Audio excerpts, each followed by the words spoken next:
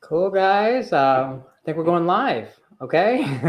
Give us a few minutes, a few seconds. I just want to make sure everyone gets on and everything.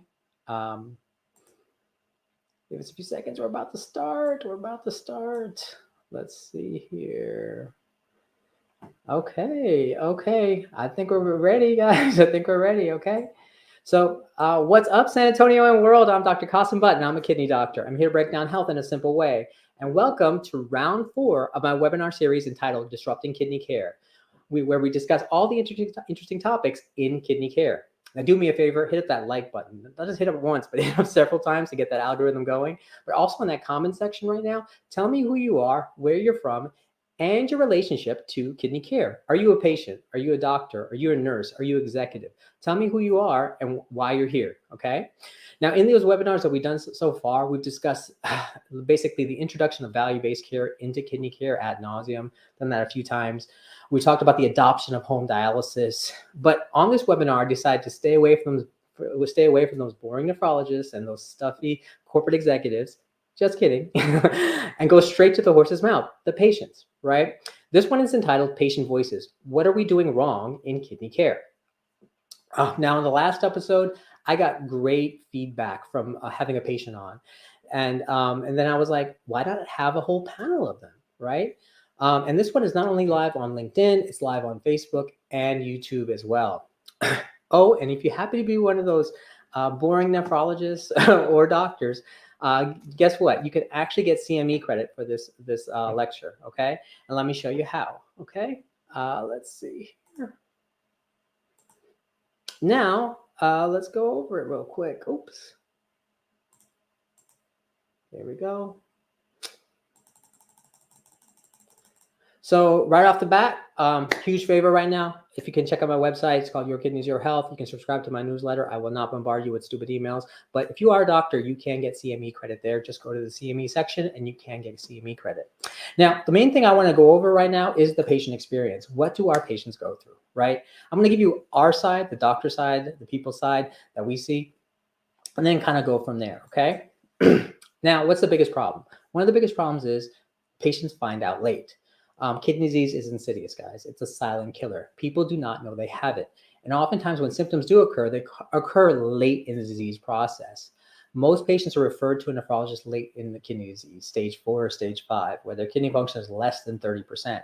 To be honest, when it's that far gone as a nephrologist, there's really not much I can do to slow that progression. I can play some balancing games and control blood pressure, diabetes, and all that kind of stuff. But oftentimes it's too late at that point to slow it down. Now, the other thing you have a problem with is that kidney disease is oftentimes kidney disease itself, or the kidneys themselves, are very complex organ system. They're involved in blood, anemia, electrolytes, fluid status, bone health, all these different things. So it can be very difficult for people to understand. So people and patients get confused, okay? Now, the other issue we have in kidney disease that's a big issue is crashing into dialysis. So what's crashing into dialysis? Guess what? Crashing into dialysis is when you start feeling sick. You don't know what's wrong. You go to the ER. The ER draws some blood from you, and the ER doctor comes up to you and goes, hey, man, your kidneys ain't working no more. We're going to have to start dialysis. Yes. Then they stick a catheter in your neck, a tube into your neck, draw the blood out of you, clean the blood out of you. You're stuck in the hospital for at least a week. Guess what? That's the case for 30 to 40% of people with kidney disease. That's how they get introduced to kidney care in America. Now, dialysis is done in 3 ways. We have 3 different ways to do it. We have in-center hemodialysis, we have home hemodialysis, and we have peritoneal dialysis. In-center is the most common. It's probably 85% of the game of how many people do dialysis. It occurs 3 times a week. It's either Monday, Wednesday, Friday, or Tuesday, Thursday, Saturday, 4-hour sessions each time. They take the blood out of you, put it in a machine, clean it for you. It's done either through a fistula in your arm or a catheter in your neck, okay?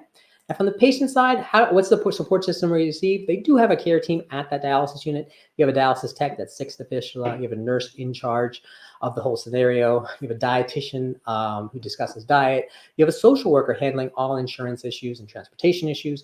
And you have a doctor that visits you anywhere from 2 to 4 times a month. Okay.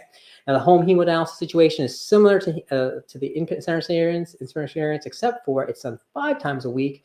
It's about 2.5 hours each session. Same thing, blood is taken out of you, cleaned through you, but it's more flexible. You can do dialysis on your own schedule, a little more gentler on the body, but oftentimes you do need a caregiver there to help you out. Lastly, and this is my favorite one that I like to get my patients on, peritoneal dialysis. This one involves no blood, no needles. Involves the lining of your abdomen. Essentially, they put a tube in your abdomen, take a big bag of fluid, put that fluid in your abdomen. That clean fluid sits in there, absorbs your toxins, then is drained out. Now, that can be done in 2 ways. It's either done through manual exchanges, just like that girl there is doing with manual exchanges right there, with bags coming in and out several times a day, or you can do it at night with the help of a machine while you sleep at night. In this setting, the patient experience is a little different. You do have a patient or caregiver that's doing the dialysis, not a tech or a nurse. You do have a nurse on call 24/7. So I want every patient that's doing home dialysis to know that they have someone on call 24/7. You have a dietitian there that discusses diet. You have a social worker that handles all insurance and transportation issues. And you have a doctor visit, not 4 times a month, but once a month. Okay. Now, that's our side. Right? That's what nephrologists see. That's what the executives see. That's what nurses see. But what do our patients see? Right? What do they actually go through? Where do they call BS on everything I just said? Right? And so I really want to know. And that's why I had these guests on today. And I'm going to bring them on today. Okay. Now my first guest here. Let me just pull this down. Let me move it here. My first guest coming up is a fan favorite, y'all. He's a fan favorite. The last webinar, this man had groupies in the audience screaming his name, Alex, in the comment section, okay? This guy takes a negative experience and twists it into something positive. He's a patient advocate on behalf of insurance companies and involved in kidney care innovation. From Interwell Health, please welcome Alex Berrios. How you doing, man? Hey, Seem, how are you? Thank you so much for giving me a few minutes. I'm doing well. Good. Tell us about you, dude. Tell us about, I know you, and some people know you, but tell us about you, man. Sure. So, my name is Alex. I'm 43 years old. I live in Louisville, Kentucky. I'm a one-time kidney transplant recipient. I'm currently on dialysis, doing in-center, and I have done modalities of peritoneal and I'm doing in-center and actively looking to be a voice at the table for patients and want people to understand, this disease, because it's really, often misunderstood, and there are a lot of, hoops you have to jump. And if, patients and doctors need to kind of be on the same page to make sure things are, clearly spread out for the patient and understood for the patient. So I'm glad I'm here. And what's cool is, man, you share that experience oftentimes on social media, like what you're going through and how your day went. Mm-hmm. And those little things, those are things, remember you just talked about some symptoms you had one time. And I think I engaged with you on that post. And I was like, even as a doctor, what do I say to that? You know what I'm saying? Like that you had like kind of ambiguous symptoms, right? And I'm like, man, what do I do? How do I make that better? And it's difficult even as a doctor to make that, to implement things, from that perspective, Yeah. But those are the little things we don't get to see. Now in the last webinar, man, I think your lights went out during the webinar. I think it did. And it turned into the Blair Witch Project for like 30 seconds. So you paid your electric bill this time, right? I did. We're good. Okay, cool. All right, let's bring up the next guest then, okay? Let's go. Ready? All right, next up, we got a girl from Georgia who literally will make you smile. She's someone who took a bad situation with polycystic kidney disease and said, I'm going to do something about it, okay? She does patient outreach at the New Beginning Kidney Foundation and does these great presentations describing her journey into kidney disease. Well, she'll actually show you pictures of her kidneys, all right? And I've seen them, okay? Please welcome from Aleo Medical and the New Beginnings Kidney Foundation, Tamara Y. Walker. Tamara, come on up. How's it going? Hello there. Hello, everybody. I am Tamara Y. Walker in the state of Georgia, the great state of Georgia. I am the mother of 2 young adult sons. I also volunteer, just like Dr. Qasim just spoke about, with a number of organizations in the kidney and the transplant community. I'm also a peer transplant mentor. And guess what? I wrote my own book about my own personal journey with PKD, polycystic kidney disease. Put it in the center. Let's see the title. All right, let's see here. What's it called? That book is Medical Bill from Heaven by T.Y. Walker. And I talk about my experience with PKD, polycystic kidney disease, also with dialysis for 2 years, and then being diagnosed with kidney cancer and the removal of both my native kidneys, and then getting a deceased kidney transplant back in 2014. So my whole experience, I write about that, and I also share on social media. And just like you discussed with AKF, I'm an ambassador there, and also New Beginning Kidney Foundation. So thank you so much for having me. Awesome. I love how you like volunteer with so many of these different organizations. That's amazing. And touching people at that low, that entry level of kidney care is so amazing. Just explain it to them, right? Because there's so much confusion at that level, right? Definitely. So, definitely. This is my second life. I definitely want to give back, and I don't want people to walk through the same journey that I did. I was uneducated about PKD, kidney disease in general. And so now we know more, have a little more knowledge, and we have this thing called social media so we can virtually share and educate others. Yeah, absolutely. Okay. Let me bring up the last guest. Okay. Now, lastly, so you guys ever watch like a Lifetime movie with your wife and she's like sobbing and you're like, girl, come on, this story is not real, right? This is not a real story. This next guest has one of those stories that you will not believe is real. This man's been on ABC, NBC, ESPN. Please welcome Mr. TV Guide himself from IKONA Health, Steve Winfree. What's going on, Steve? Hey, thank you so much for having me. Hey, everybody. As mentioned, my name is Steve Winfree, and real quickly about me, I'm in the great state of Tennessee, just north of Georgia there, and I was diagnosed with kidney failure at the age of 18. I was going through my preseason physical. I was playing college basketball, and I got to the very last test, which is usually the easiest to pass. It was the blood pressure cuff. And I failed it miserably. My blood pressure was like 200 over 130. And at the time, I was 6'2", 170-pound athlete. So it didn't make sense. They sent me to my doctor, sent me to a nephrologist, and he comes in and he says, I'm sorry to tell you, you have less than 50% function. You have kidney failure. And that's how my journey began. As time went on through my 20s, I began to get a little more and more sick. I met my wife while I was in graduate school, and it's a blessing that I did. Somehow I convinced her to go on a date with me, and little did I know, by doing so, I had met my future kidney donor. When I turned 31, I began dialysis in center. So I did the hemodialysis for about 16 months. My wife said enough is enough. She went and got tested at Vanderbilt. And she let me know one evening in July that she, in fact, was going to save my life. And she did on September 27th, September 28th, 2017. So I owe so much to her. She's an incredible woman. And needless to say, she does own me at the time. There's no such thing as no when she asked me to take the trash out or help with the baby or anything like that, because she just points to the scar that she has and I get right to it. Wow. So mine just gave me babies. I guess yours gave you a kidney, right? So you're a basketball player, right? So what was your move, man? Were you a dunker? Were you crossover, 3-pointers? What were you? Actually, I could dunk, only being 6'2". So I played guard. I was a shooting guard, so the 3-pointer was my weapon of choice. But if I was able to drive the lane, I could throw it down. But wow, it was taken away by kidney disease. Now, did you do the step back 3 too, like all these kids are doing now, or you were back in the day kind of 3? No, I was back in the day. Yeah, I caught it in a triple threat position and decided which one I was going to do. I was old school.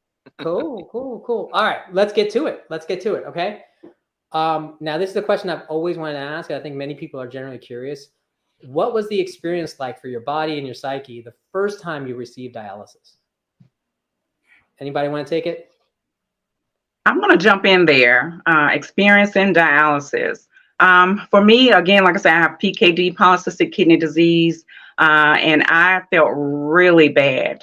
With that, there's cysts on the kidneys, and the kidneys gradually grow. And I want to say my inner core was being pushed, everything, and it just felt like I couldn't breathe all the time. And so going to dialysis, that first experience, I was looking forward to it because I thought I would feel better number one, and all the experiences, the symptoms from PKD, again, the flank pain, the nausea, and just feeling terrible. I just wanted all of that to go away. So to me and for me, dialysis was that next step.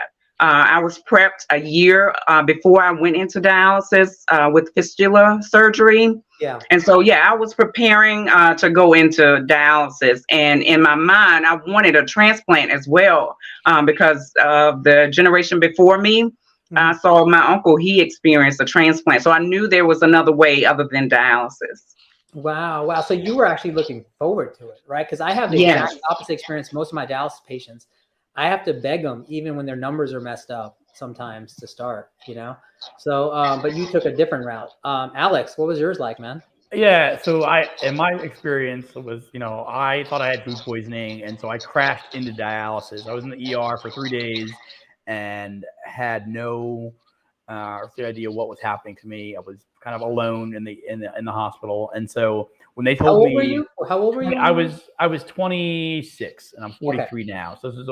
So when I started dialysis, the experience with it was very very scary. You walk into the center. And I was the youngest person easily by 30 years. I mean, I was in my 20s. There was probably the youngest was me, was probably in their 50s. And so, knowing that I'm seeing my life as a 26-year-old man walking into dialysis, not knowing what to expect. And I didn't have a fistula. I crashed into it. So I had to have a chest catheter in.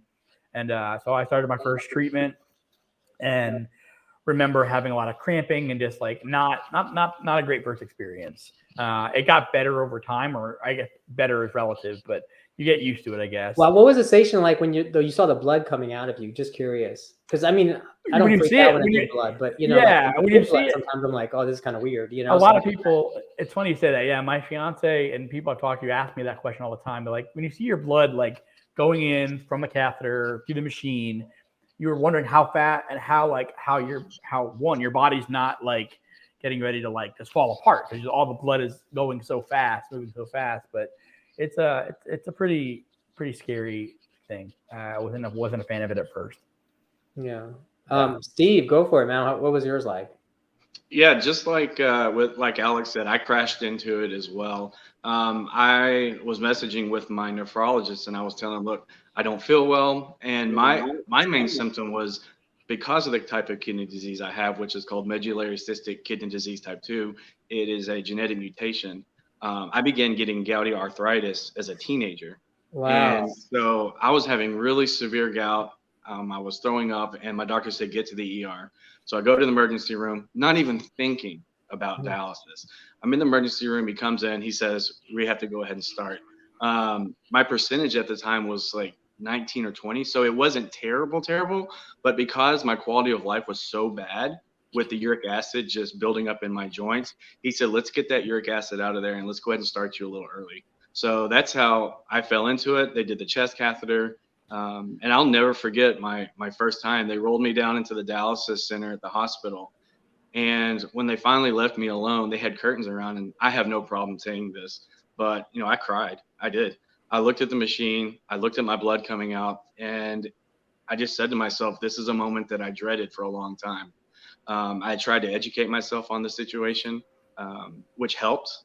Knowing exactly how a machine works, knowing exactly what it was doing helped with my fear. But actually seeing your blood going into the machine, hearing the sounds of the machines, the beeps, anytime you move, it yells at you, those kinds of things. It was very overwhelming for me mentally, my first time. Okay. Did it ever get better? At what point did it get better, that experience? It got better once I accepted it. Yeah. And that took a few times. I ended up going from a chest catheter to the fistula in my left arm. And I remember you could feel what they call a buzzing sound or a sensation when the machine started doing that. And just like Alex, I was the youngest one there. I was 31 years old. And I began to accept it physically way before I began to accept it mentally. Because the worst thing you can do as a dialysis patient, especially a new one, is sit there and look around. And that's what I was doing, because you see people who are older, you see people who are a little more sick, and you start thinking, wow, is that my future? Am I looking into the future of what my journey is going to be? And man, I got to tell you, that hit me pretty hard mentally. So it took me a long time to adjust to it mentally. Wow. So, all right. So let's get into another question that I've always like wanted to know, and you're kind of scared to ask, and I want you guys to honestly answer it. What's your general perception of nephrologists as a whole? Just curious. And this is not an attack on anybody's one individual nephrologist or anything like that, but nephrologists and maybe even the dialysis industry. How do you feel about it as a whole, the perception of it? I'd like to go on that one. I think nephrologists unfortunately get a bad rap. I think they're overworked, they're misunderstood. They're that kind of doctor where you have to deal with hospitalizations, dialysis centers. Oh, he checked out. I'm sure he's going to come back, guys. Steve, why don't you go ahead and take it from him? He's probably going to log back in. Go for it. Yeah, I'll take it from there. Where he was heading, he's exactly right. For me personally, I've had 2 different nephrologists. The first one, great doctor, great guy, but he and I didn't really click with the bedside manner as well. He was one who was he got straight to the point, very straight-faced. He got into the hospital room or whatever and immediately got out. That's fine for a lot of people, but for my personality and how I take information, all my questions are answered before I feel comfortable with them going. And I think the last straw for me with this particular nephrologist was I was in the hospital taking a shower. He knocks on my door and yells through the door that my creatinine was severely elevated. And so for me, I was like, just a second, like telling him just a second. So I turned the shower off. I put the towel on, put my clothes on. I go out there and he's gone. He had gone home for the night. And I was like, well, wait a minute. He just told me that my kidney function had gotten a lot worse. And that actually was the evening I met my current nephrologist. He was somebody I grew up with. He came to see me because he was on call, and we just clicked. And I can tell you, he's just an amazing guy. He's very open-minded. He listens way more than he would talk at first because he wanted to get to know me. I think nephrologists are heroes themselves. I think they're phenomenal people. I have nothing negative to say about the first one other than we just didn't click on a communication. And that's something I don't think many people understand. Like I think it's like, even from a nephrology perspective, like it's like some personalities just don't click. Some people are more, talkative, and some people are not. Some people are brisk. And I think like even from a nephrologist standpoint, like it's weird. Like when you want to be engaged, some of the patients aren't, right? Yeah. So when I round on dialysis, I think many people know this, but like we have to see you guys 4 times a month. Oftentimes we're running from hospital to hospital, dialysis unit to dialysis unit. So you're jumping through these hoops, and I call it windshield time. Nephrologists are stuck in windshield time, driving. And so we oftentimes don't have that time. And and oftentimes some patients aren't as engaging, just like you were waiting for an engaging physician. Sometimes we're waiting for like an engaging patient, that really went in there. Tamara, go for it. What's your opinion? All right, so I'm just going to, I promise. I'm just going to give it to you. I'm going to give it to you, Dr. Butt. All right, so again, with PKD, my experience was a lifetime journey. So I was diagnosed at 25 years old, believe it or not, by my OBGYN doctor. Wow. And he was the one, he was the one that referred me over to the nephrologist. Alex is back. Go for it. Go. Tamara, go for it. Continue, Tamara. Go for it. Okay. Yeah, so I was referred to the nephrologist from the OBGYN doctor, and that was maybe early 2000s. Again, just a little information. He shared with me, you have PKD. There's nothing that we can do. There's no cure for it, but all I can do is manage your blood pressure. And he gave me a pamphlet, a small brochure, and that was it. And so that's all the information that I had. I'm just flabbergasted because I didn't think that this could happen to me. I didn't know that it could be passed down through, generation, and it was hereditary. I didn't know that at all, but there was no explanation. And so I've been to multiple nephrologists. I'm originally from Virginia, and I was uprooted to Georgia because of PKD, and I needed to be near my family. So I've seen a number of nephrologists, and I can tell you, I give them a thumbs down. All right. Let me share with you briefly. A relative of mine was diagnosed with cancer. I went with her to the first cancer appointment with the cancer doctor. In the room was a board. I want to say a whiteboard, you can erase with it.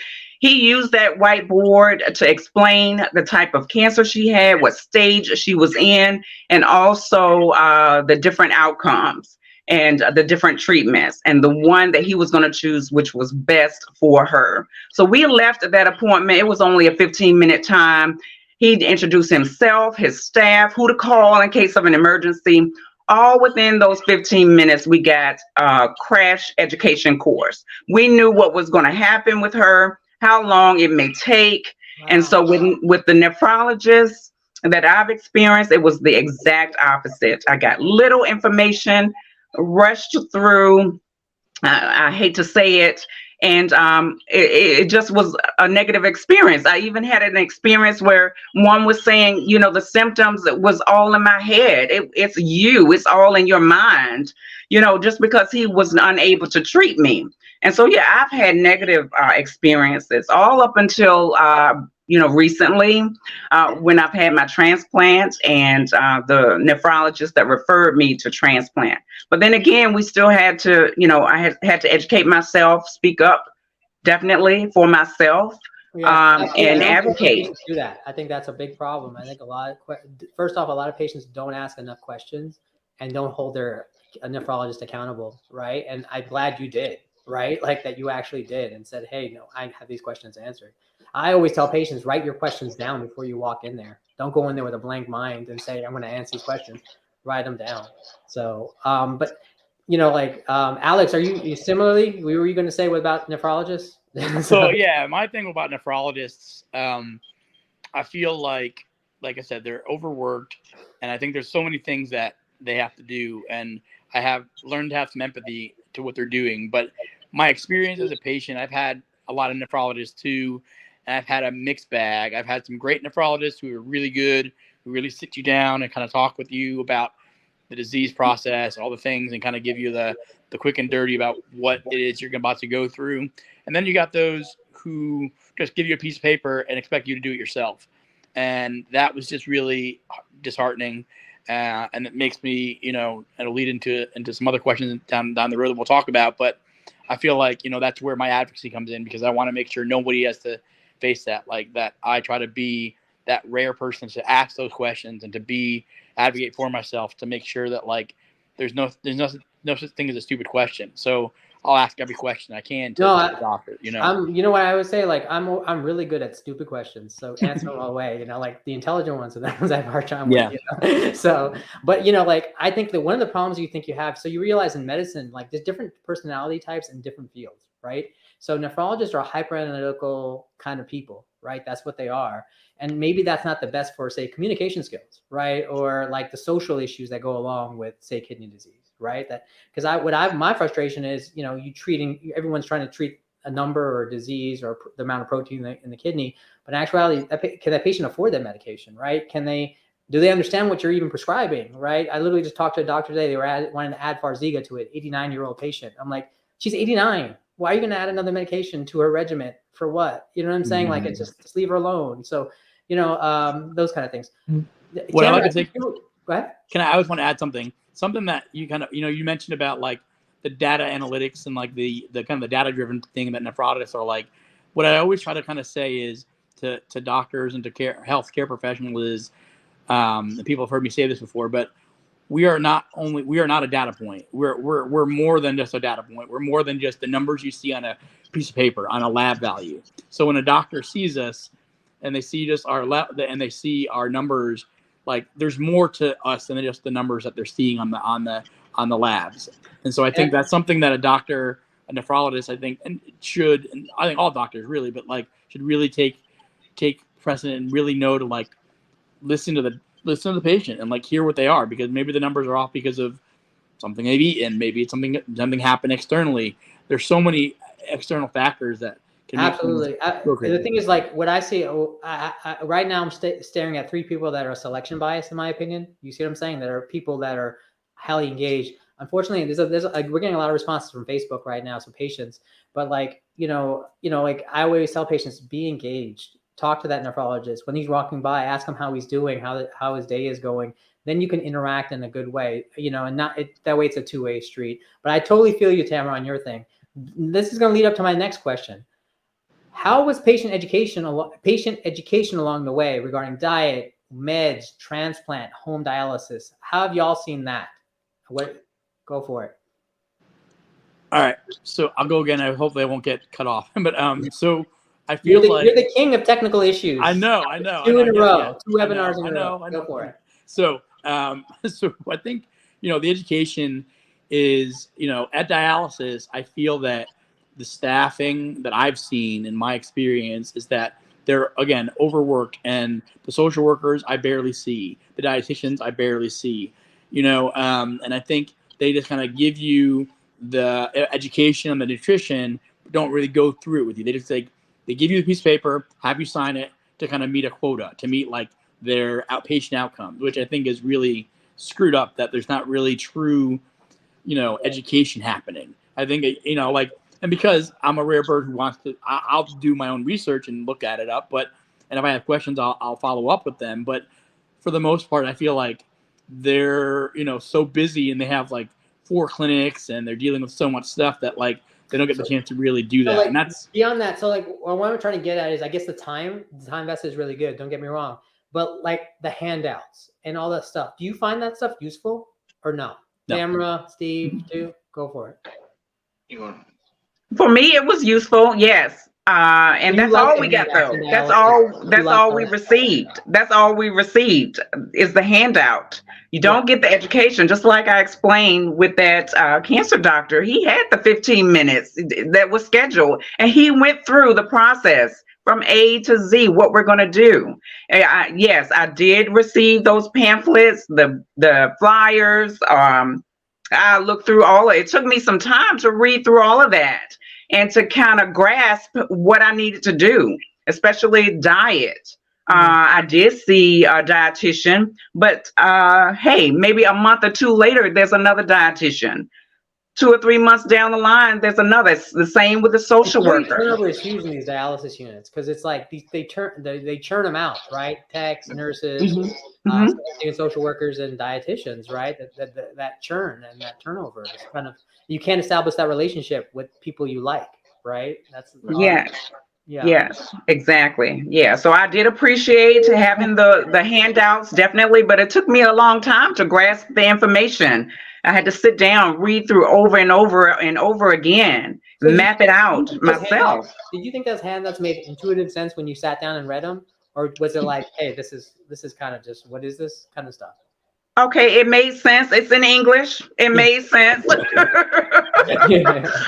like I said, I had to grasp what I was reading, and I had to read it more than once, over and over again. And it took me a few days to do so. Okay. Steve, what do you think, man? What education for you? What do you think of it? Yeah, I think when I was going through getting closer to dialysis, I really didn't have many options whatsoever to be educated other than going to Google. And I think that can be very detrimental. If you go onto Google and you type in, what does this value mean? What does this value mean? What does this mean? You're going to get 20 different answers from 20 different people. And it wasn't very good. I had also gotten a pamphlet about dialysis, but I picked one up myself in the doctor's office. And so what I did, and I know it's probably rare for a patient to do this, but I actually went to a dialysis center years before I actually was going to need it because I wanted to face my fear. Wow. I wanted to learn. Wow. So I went to a caseworker. Yeah, I went to a caseworker. She showed me a machine, showed me how it worked, showed me everything, talked to me about it. So I always feel like having knowledge is the kryptonite to fear.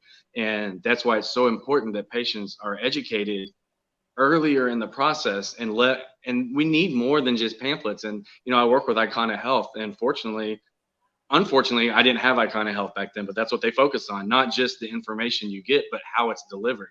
Because you had talked about, how did those pamphlets work? Did it make sense? Did you understand it? Not everybody can read that pamphlet and have it make sense. So it all goes down to how it's I love how you're saying face your fear, but unfortunately what I see when I see patients, I see almost the opposite. You see what I'm saying? So I have people that don't even want to bring up the D word, dialysis. You see what I'm saying? Like I can't even bring it up. They'll get mad. Do you see what I'm saying? So I can't bring it up at stage, you know, like I have one guy doesn't even want to be referred for transplant, doesn't even want to talk about it kind of thing. You see what I'm saying? And his GFR is going down and I want to refer him and do all this stuff. And I like you, I like to have that talk of dialysis GFR 20, right? And transplant 20. You know, and because sometimes if you hit them too hard too early, you don't want to scare them either. You see what I'm saying? Like at 30 or so, but at that range, because you don't want to be like, I don't want to be a downer on them. You know, I'm like, sometimes I've seen people with GFRs in their 20s at least live 4 or 5 years of that time, right? So, but I have patients the opposite, man. Sometimes like I'm trying to educate them and being like, hey, this is how dialysis will be, and they're like, I don't want to hear it. I don't want to hear it, and they zone out. And oftentimes, I think we need family members in the room too, to get educated, because this is not just experience for you guys, right? It's for your husbands and wives and your kids, right? So, but yeah, no, but I love that, dude. I love that fact that you want to face your fear. Let me ask you, we talked about diet and the dialysis experience on the inside. What about the education about, say, home dialysis? Were you guys educated about home dialysis modalities at all, or no? No, not the first time. Not the first time. Wow. Steve, no? I wasn't. The only reason I found out about it was because the guy next to me in dialysis was beginning the training so he could do it. And I was like, wait, what is he doing? And that's how I found out.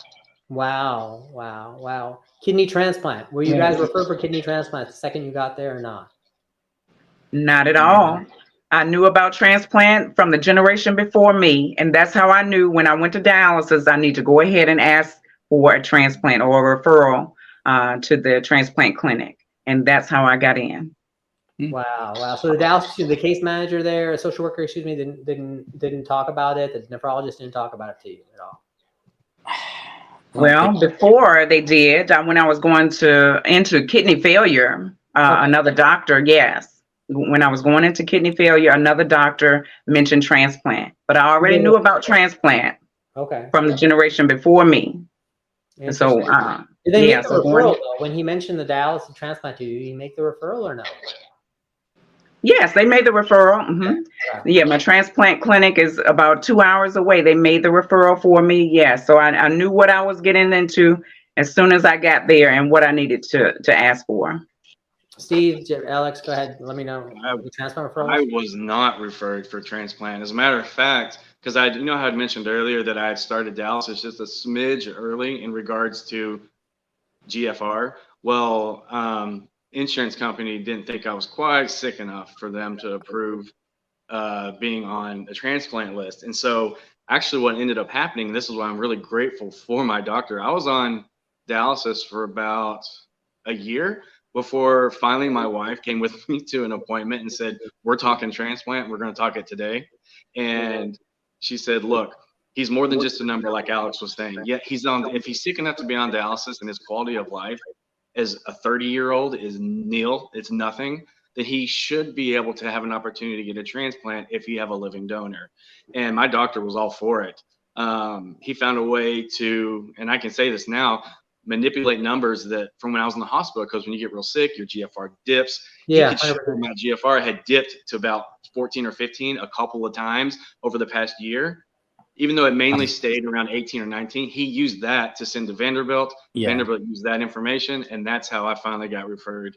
Alex, where your education? Yeah, when I didn't get referred right away either. Like I think when I started the process, I just did the dialysis, and then as I kind of talked with the social worker a little bit about it, probably maybe I did dialysis the first time for 18 months. So probably in month maybe 3 or 4 that I kind of ask about what transplant is an option. And then at that point I had to ask for the referral, but they did it once I asked, but it wasn't anything that they did automatically.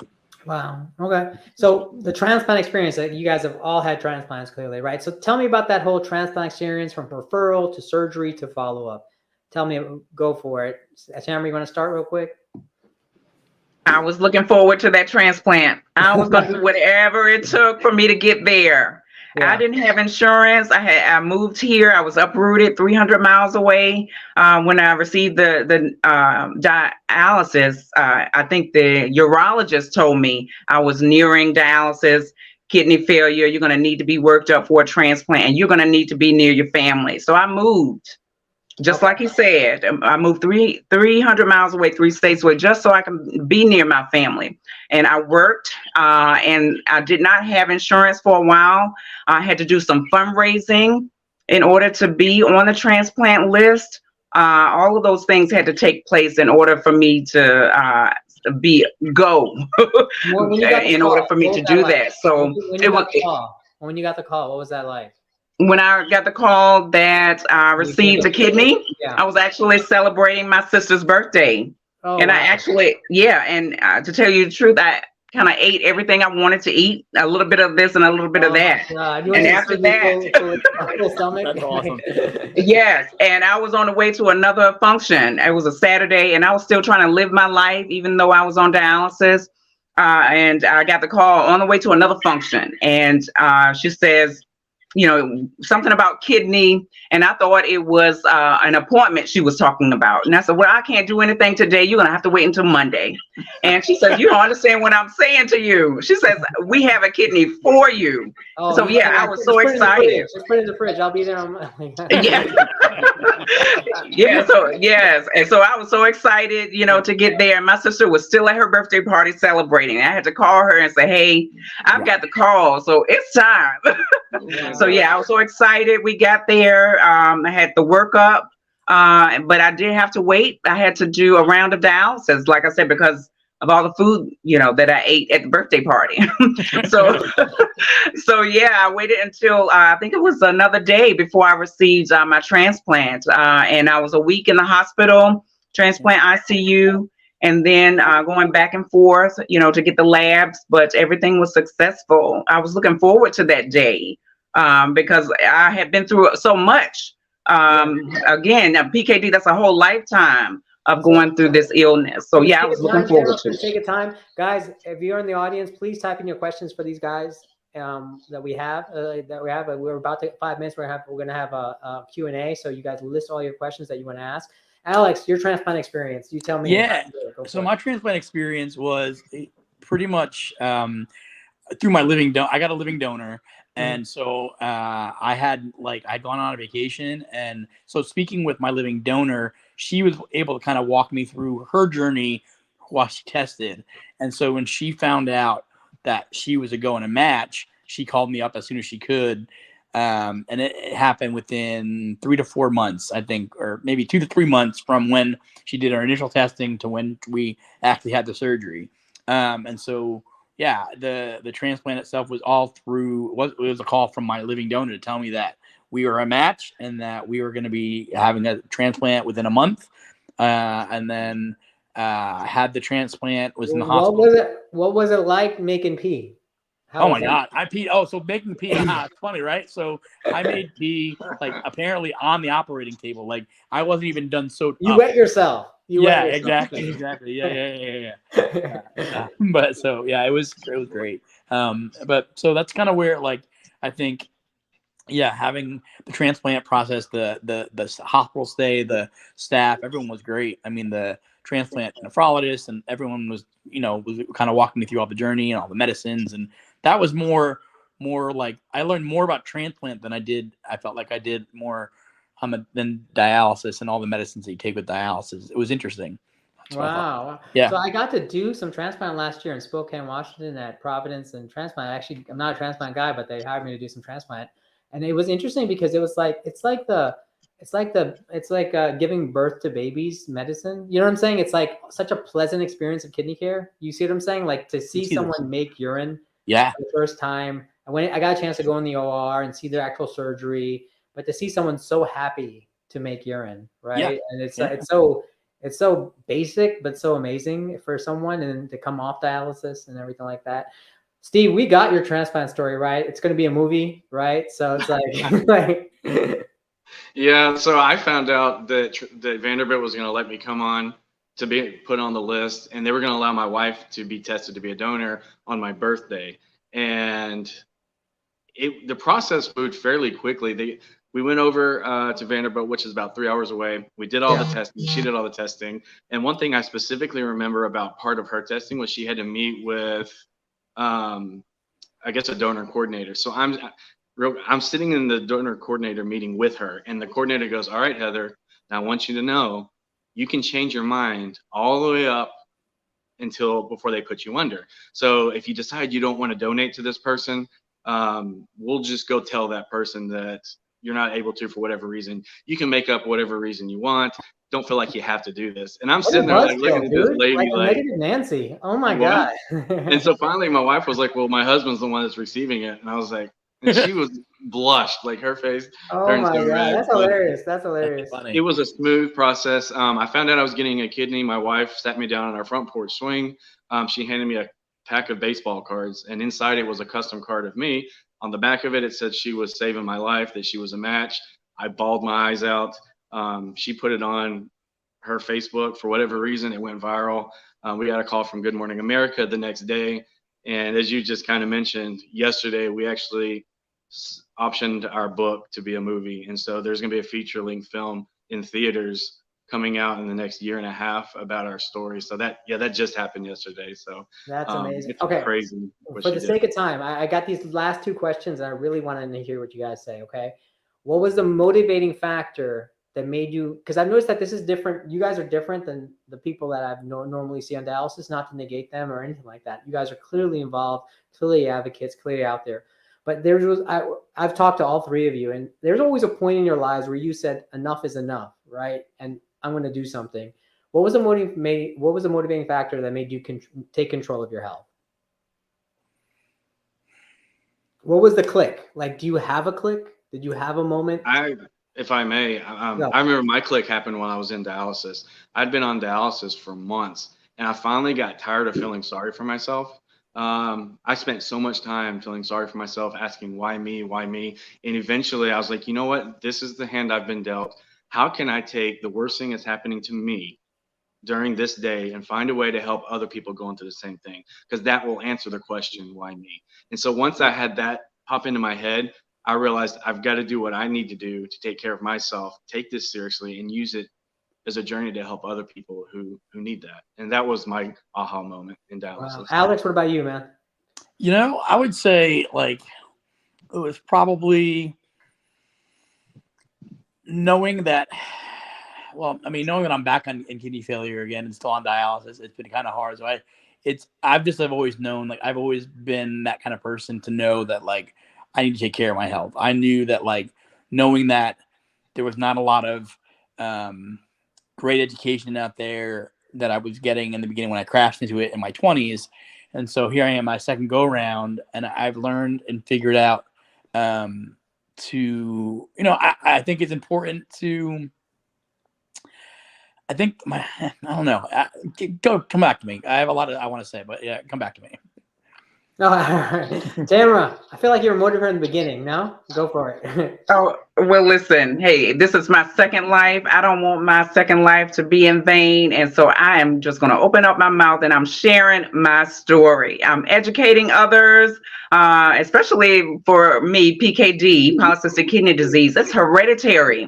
Again, I did not know anything about it, didn't know it could be passed on, but now I know. I have 2 sons. And then eventually I will have grandchildren. So we definitely want to share and educate, especially that next generation. The genetics test for that now too.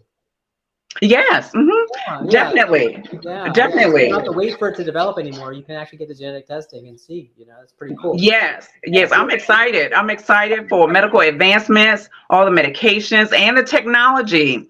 Speaking of, Aleo has developed technology there, that smart patch.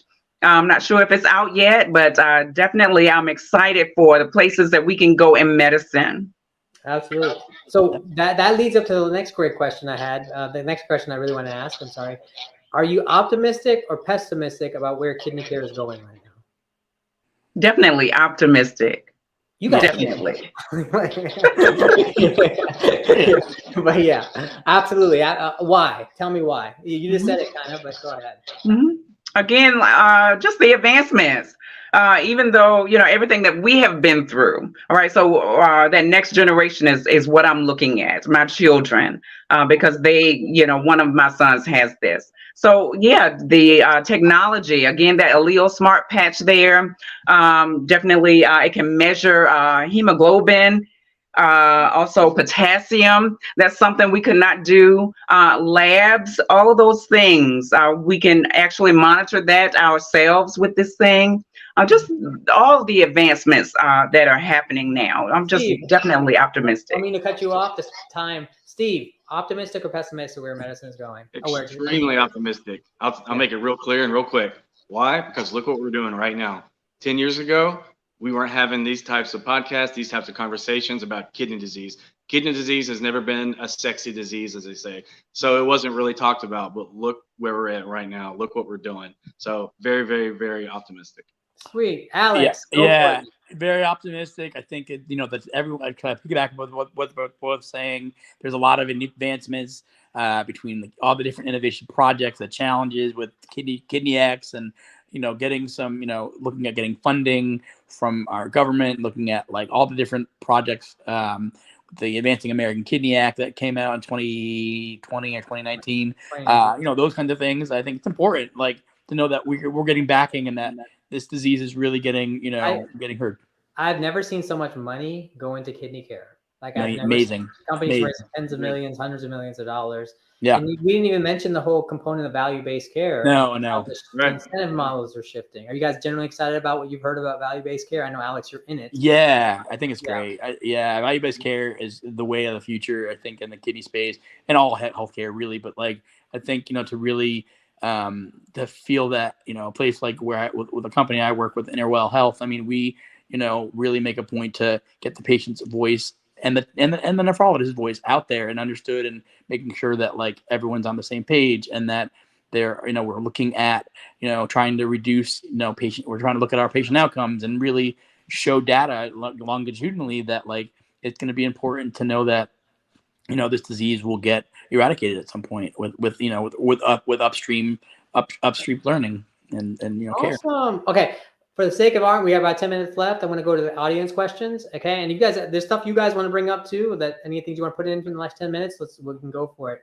Let's see here. I got a question from Dr. Mirza Bag. She's a nephrologist because she's got some nephrology initials behind her name. Do you think customized CKD education going over options during your pre-dialysis journey would have improved your overall experience with your nephrologist? That's an interesting question. Would patient education along the way made you feel better about your nephrologist? It depends on how it was delivered. If the patient education was delivered a particular way, I think that's important. I think, yes, globally, I think that would be great to see it along the journey in the early stages. And I know like some of the dialysis centers, and one of the things I think is important is really being able to kind of give the education before dialysis starts. And I know there's Kidney Smart classes through DaVita, and I know that Fresenius has some stuff, and I know there some of these big. What I'm trying to say is, do you think the education would, and Tamara and Steven, do you think if you had education, do you think your perception of your nephrologist would have been better? I mean, are we making ourselves look bad by not giving education? You see what I'm saying? Or like, yes, because a nephrologist is a specialist, an expert managing kidney disease. And also, he should be able to share with us all the ins and outs about whatever kidney disease we have, the options there, the outcomes. All of that should be shared with us. Okay. And we got Mike Middleman, excuse me. Question for Alex and Tamara. Do you think your journey has been more difficult based on your geography? Alex, where are you at again? I totally forgot, man. Yeah, I'm in Louisville, Kentucky. Okay. No, you're in a kind of a big metropolitan area. Tamara, you're kind of in the rural area, right?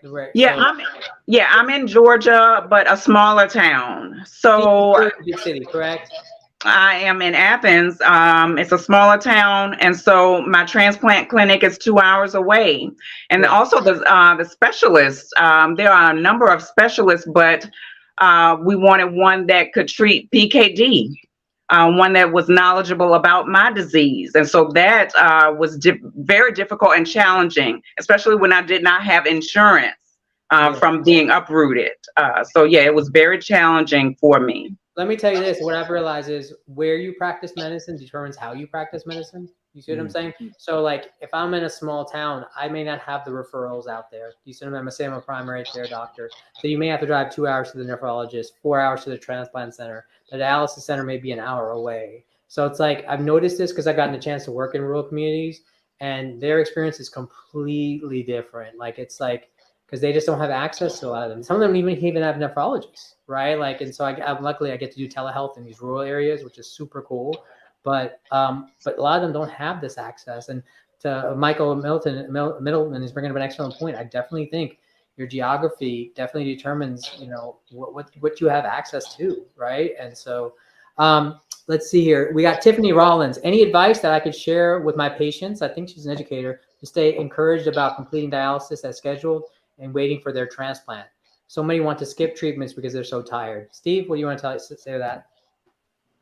Yeah, you want to let your patients know that making sure they don't skip appointments and all of that, because that can hinder getting a transplant. Because one of the first things they try to figure out about you as a potential recipient is how disciplined are you.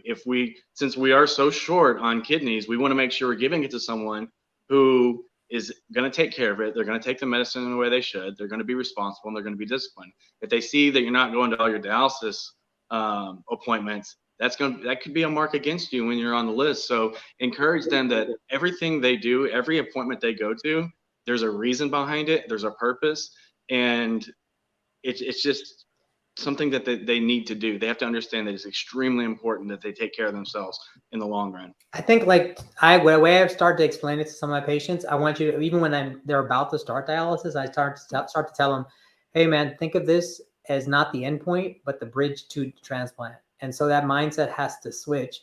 And unfortunately, like I have to not yell at patients, but you know, sometimes you got to be straightforward and be like, hey man, your phosphorus is not controlled. They're not going to give you a transplant. Yep. You see what I'm saying? You got to be like, you're not taking your medications. They ain't going to give you a transplant. So you have to be there. But that's another motivating factor too. Dr. Rajiv Vij, another nephrologist, many practices lack integrated care, which is changing some with more push towards value-based care. But you know, I think doctors, he's saying, for the longest time have been trying to do it all. Right, nephrologists are trying it all, and I think that's been a frustration point even for me. Like, you know, you start to realize it's not just the quality of the medication or getting the medication. Is that, can they get it? Do they understand how to take it? Or will they get to their appointments? You know, will they know not to go to the hospital, go to their PCP or urgent care center? You know, like all these little things that really add up to the cost of care and the bad quality of life that you can't there. But yeah, that goes to what you're doing, Alex, in the value-based care, right? That integration of everything, right? With social workers and dietitians and bringing it upstream, right? Like all of a sudden we're bringing that stuff upstream to not just dialysis patients, but to kidney disease patients, right? Exactly. Yeah. Trying to get it earlier. And again, upstream is the key. So, I mean, because you kind of started off the conversation earlier, Christine, with like saying how this disease is insidious because it's so silent. So if we can get patients to understand as early as possible, you know, what's going on with this disease, and have also not just the primary care, but the nephrologist to really educate, you know, themselves, educate the patients on what this disease is all about. It sets the patient up for success and the chance to then go on dialysis. You know, they have to go on dialysis, you know, then make the best choice, give them the best choices, you know, give them as many tools for their toolbox to make sure that they know what they're doing. Yeah. By the way, there's a guy on YouTube, Big D, says, I agree with you, young lady. I've gone through a couple of nephrologists. So like, I think he's talking about you, Tamara. So he's gone through a few there. But overall, gotten a great response from the crowd. We're hitting up on an hour. I'm going to let y'all close it out. Give me about 30 seconds to a minute of like your last words to the audience. Go, Tamara, go for it. I just want to thank you, Dr. Costin, Dr. Brett. Thank you so much for the opportunity to allow us to share our stories. Each one of us are very different, very unique, but we need to be heard. So I just want to thank you for allowing us to share. Anybody out there listening, if you're on dialysis, if you're in kidney failure, kidney disease, you are not alone. We want you to connect with one of the organizations. There are multiple organizations in the kidney and transplant community, and you can do this virtually and online. Awesome. Next, Steve, go for it, man. Yeah, thank you so much, Kasim, about allowing us to come on here and to use our voices and use our platform and to talk with everybody here who's listening. And so I want to say thank you to the audience, to everybody who made that decision to come and listen to us talk, because if nobody's there to listen to what we have to say, not much is going to get done. So going back to being optimistic about kidney care and where it's heading, thank you all so much for caring about your patients or about yourself or a loved one who's going through this journey, to come on and try to learn as much as you can. And if you guys have any more questions, which I'm sure you guys do, I know all four of us would be willing to take any questions you have after the podcast. Yeah, you guys, all these guys are social media guys. So, they're all on Facebook. Tamara, I think you're big on Facebook. Steve, you on Facebook and LinkedIn. Alex is on LinkedIn and Facebook too. So y'all just reach out to them. They're always open for questions and being advocates. Alex, go for it, man. Close you out. Do not have a technical issue. Everybody, thank you so very much. Thank you. For creating this, this whole your whole 4 series, man.